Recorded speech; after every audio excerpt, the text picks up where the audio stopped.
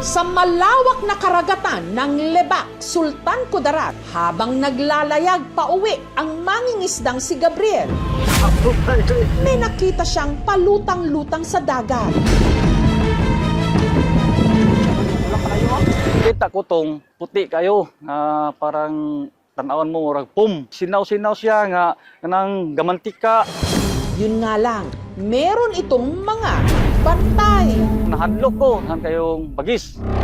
Sa kabila nito, lakas loob pa rin itong nilapitan ni Gabriel. At dito na raw niya nalanghap ang kakaiba nitong amoy. Tapos na may amoy ko nga perfume, nga langsa. Agad siyang kinutuban na ang nakita niya na sa tansya niya nasa 200 kilos ang bigat. Hindi basta-basta. Nakita man ako sa kasuho, na nga, muna nga, nana, ingon ko, positiban siya. Ang hinala niya kasi, ito raw ang napakailap na suka ng balyena o kung tawagin, ambergris. So, makaingon ka na, milyon-milyon, ana.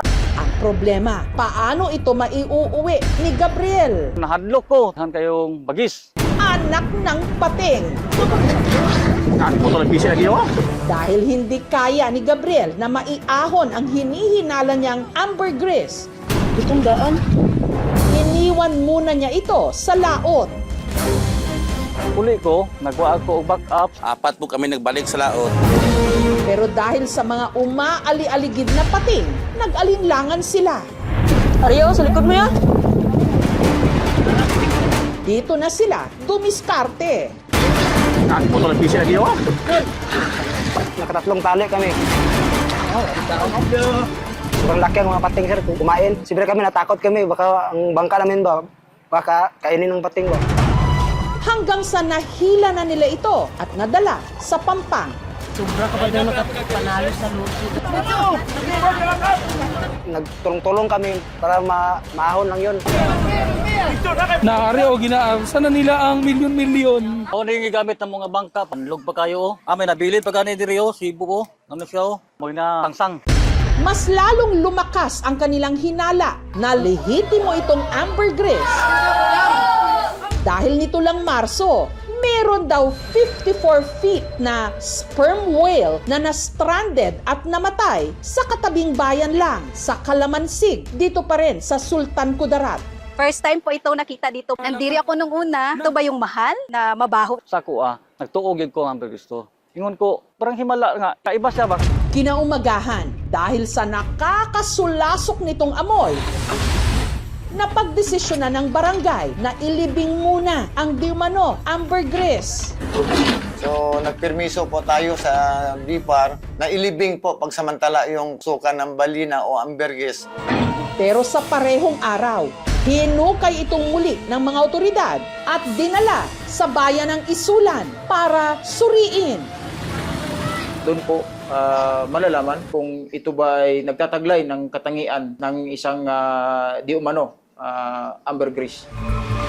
Kapag napatunayang ambergris nga ang nakita sa laot, umaasa si Gabriel na baka ito na ang mag-aahon sa kanya sa kahirapan. Base kasi sa kanyang pagsa-search online, ang bentahan nito nasa 300,000 pesos daw kada kilo. Kaya kung 200 kilos ito, maaaring pumalo ang presyo ng 60 million pesos. Naari o ginaar, sana nila ang milyon-milyon. Kung sigurado man gusto siya, kung naman may party para sa nagto, amo itong gamiton gud una na sa ministry. Tsaka makakatulong din kami sa mga ibang pamilya namin na mayaon din sila sa hirap. Ang ambergris nabubuo sa loob ng isang sperm whale.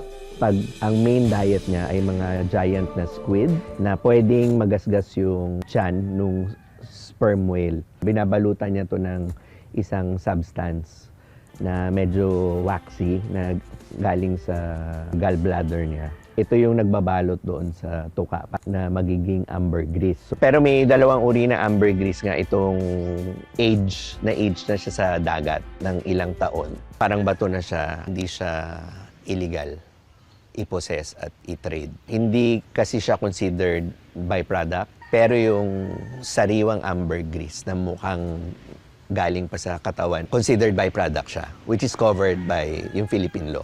Kaya mahal ang bentahan nito dahil ang ambergris ginagamit sa perfumery o paggawa ng mamahaling pabango at bilang fixative o sangkap na nagpapahaba ng kapit ng amoy ng pabango sa katawan. Nasa custody namin for safekeeping lang. Ang akong ampo kasi gito, mapositive siya nga suka sa balina. Nakipag-ugnayan ang aming programa sa BIFAR para maipasuri ang pinaghihinalaang ambergris. Mula Maynila, nagpalipad kami ng isang marine biologist papunta ng Sultan Kudarat. At sa unang pagkakataon, bubuksan ang container van kung saan nakatago ang pinagsususpetsahang ambergris. Ito na nga kaya ang mag-aahon sa mga mangingisda ng Sultan Kudarat mula sa kahirapan. I could already ascertain.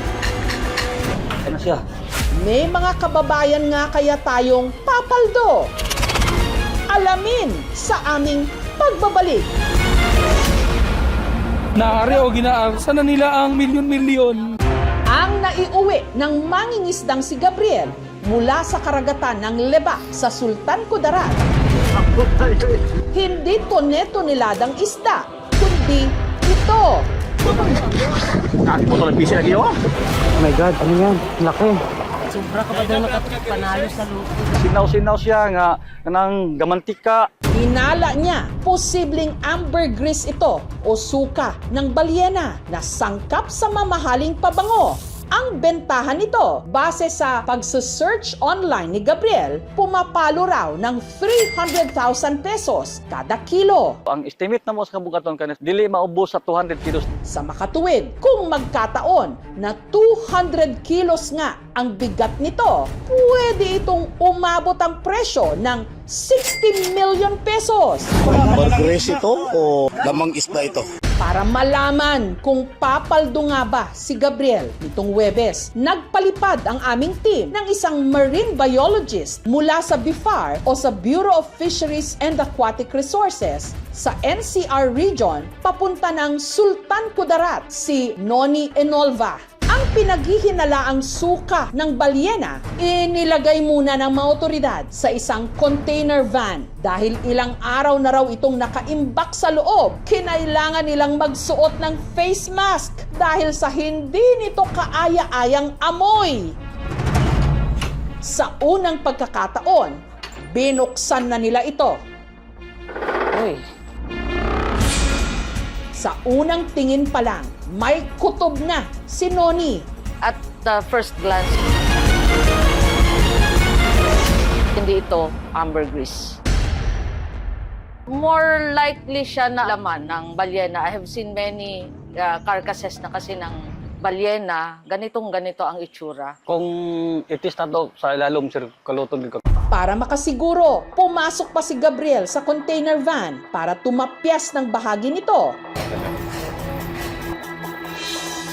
At isinailalim sa tinatawag na hot needle test. Makikita natin yung striations ng kanyang muscles. Itong mga parang fibers, ibig sabihin yan po ay muscle ng animal. May certain scent din yung ambergris. Ang amoy niya ay parang nasusunog na buhok, na may konting alat, na medyo musky. Right now dito sa meat na pinagtestingan natin, hindi natin yun nakita.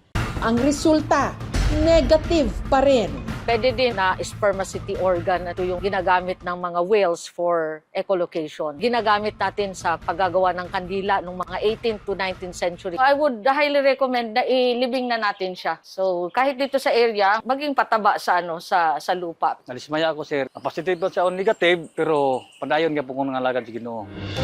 Kung hindi man ito ang inaasahan nilang suka ng balyena, patuloy ang paghahanap ng mga mangingisda ng Leba.